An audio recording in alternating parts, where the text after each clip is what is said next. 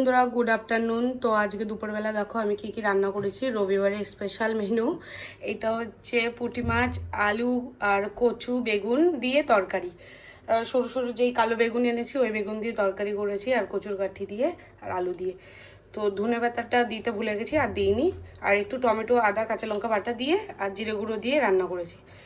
আর এখানে আছে লাল শাক ভাজা, রসুন আর কাঁচা লঙ্কা দিয়ে করেছি। আজকে কালো জিরে দিইনি, মাঝে মধ্যে দিই মাঝে মধ্যে দিই না কালো জিরে। আর এখানে আছে গরম গরম ভাত। আর এখানে আছে কলার ডাল। এই যে আজকে একটু ঘন করেই রান্না করলাম, সিম্পল। আজকে আর কিছু দিইনি, সবজি টবজি এমনি করেছি। ডাল, আদা আর কাঁচা লঙ্কা বাটা আর দুই একটা কাঁচা লঙ্কা দিয়েছি, আর জিরে ফোড়ন আর শুকনো লঙ্কা ফোড়ন। এই হলো আজকে রান্নাবান্না। তো কেমন হয়েছে বন্ধুরা কমেন্ট করে অবশ্যই বলো।